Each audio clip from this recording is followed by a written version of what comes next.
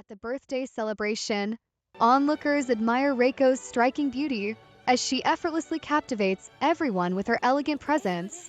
Guests quickly recognize her as the renowned Hasho family heiress, with Teruya confirming her prestigious lineage amid opulent decor. Amid the festive chatter, Rika's delighted compliment and exuberant greetings underscore the night's celebratory spirit. Tradition takes center stage when someone reminds the guests that red is the signature color for a 60th birthday, adding warmth to the evening. Later, Reiko's curt remark about Kanzuya's new relationship hints at underlying tensions between personal choices and family honor.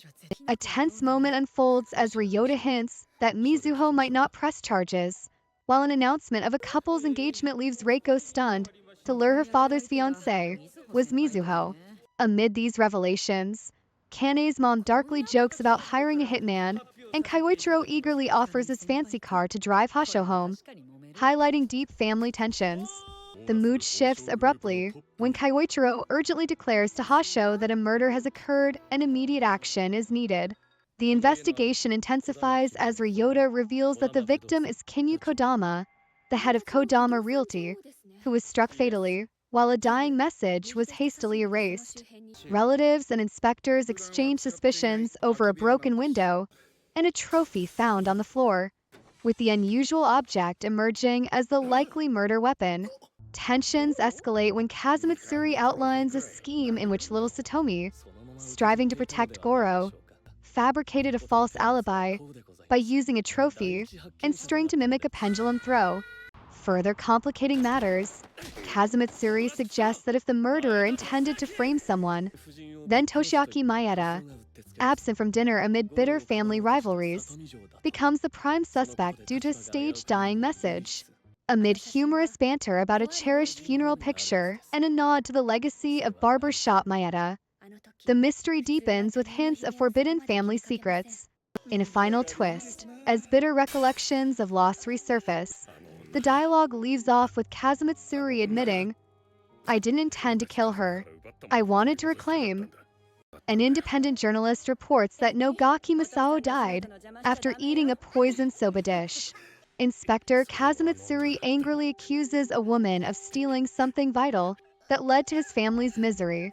Ryota Ishiguro questions the inspector about getting close to Mrs. Kinyu for revenge. Kazumitsuri admits he only wanted to reclaim what his family lost, though his anger escalated his actions. Kodama confronts Maeda over a suspected takeover bid of Kodama Realty by invoking ties to the barber shop Maeda.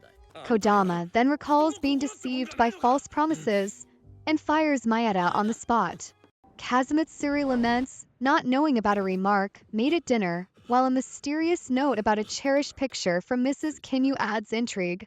He also notices a retirement home's plaque dating back to 1985, hinting at secrets tied to the old barber shop Maeda. A letter addressed to Maeda expresses regret over past actions and offers a hidden gold key for a fresh start.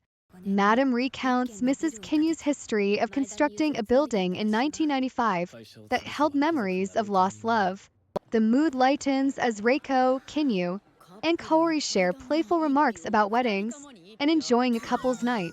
The scene grows comical when Kazumitsuri, rallying the Yahoo Rangers, dramatically declares himself an emperor even as he complains about his low earnings. A warning about two-timing affairs flashes on screen, setting a new twist in the investigation. Finally, the Kunitachi police call out to Aya Saito with questions, and she is then asked if she'd like to grab dinner later. The scene opens with a lively broadcast about adjustable elastic waist skirts and elevator shoes that can change a woman's height. Inspector Kazumitsuri then asks if anyone has seen the light, hinting that a hidden clue might illuminate the murder case. A bystander casually remarks on the distinct aroma of yakisoba, adding a touch of local flavor to the unfolding events. Soon after, Ryota Ishiguro calls out to Ms. Saito from the police station, signaling that official inquiries have begun. Inside a modern office, lighthearted banter mixes with duty as dinner plans are proposed amid ongoing investigations. Kazumitsuri reveals that evidence points to an accomplice in the case by linking suspect height discrepancies with peculiar elevator shoe clues. Following that, Ryota Ishiguro summons Kane Mayuzumi to the station to discuss the murder of Shinichi Nozaki, deepening the mystery. Accusations arise as voices claim that Ms. Saito and a conspirator plotted the murder using pesticide poisoning, intensifying the investigation stakes. Later, investigators examine the odd case of a delivery man found dead while carrying a Popo ICHI curry order in his Super Sir backpack, questioning whether suicide was really to blame. Finally, clues converge on a stalker, Kazuhisa Okada, whose misguided affection turned into a lethal grudge after a stolen coin pouch became a key piece of evidence. Madam's questioning, coincidence, leaves the tangled case shrouded in lingering ambiguity.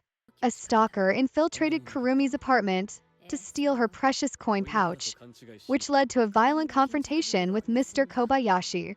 Madam then questioned how the pouch remained unscathed despite a torn bag, hinting at its cherished sentimental value. Kurumi stepped forward to thank everyone for their support, while confessing doubts about her VTuber career during her hiatus. Shortly after, she revealed that she almost gave up her dream, but found new inspiration from her past dreams and the love of her fans. Amid the mixed emotions, she declared her permanent departure, while insisting on keeping her identity as Kuru Kuru-chan. The narrative then shifted to an art appraisal show, where coins hailed as Tokugawa's treasure sparked excited chatter about their true worth. Investigators next examined the baffling case of acclaimed painter Kizun Matsushita being stabbed in his studio, and wonder how the culprit had escaped a locked room. Witnesses recalled finding Matsushita collapsing in an annex after a sudden shout, with no one seen leaving the scene. Detectives debated the locked room mystery, suggesting that a falling ladder might have opened a secret escape route through the ceiling. Heated exchanges later unveiled a tangled web of art fraud and family disputes, culminating in the revelation that Maki Nakazato was once the model for Sleeping Beauty.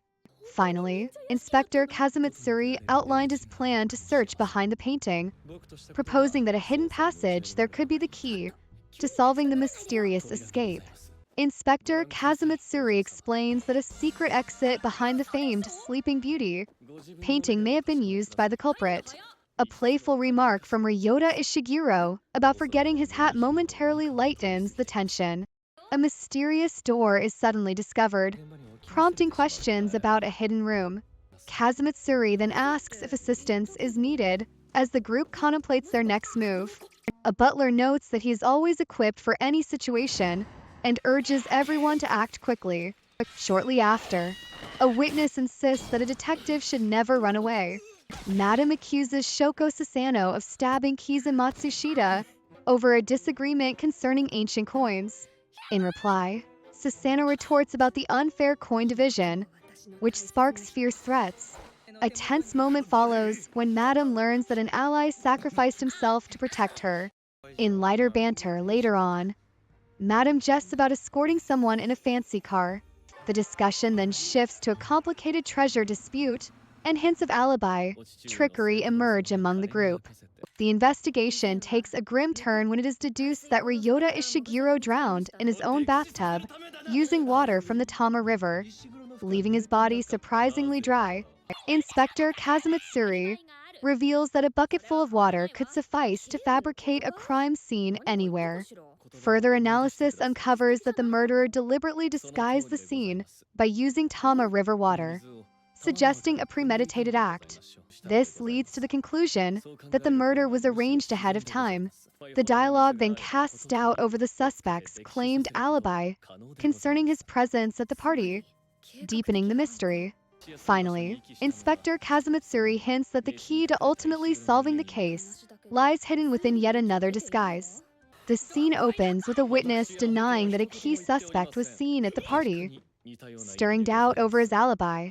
Inspector Kazumitsuri then detailed a cunning plan where the murderer used Tama River water and discreetly transported the body, suggesting every move was premeditated.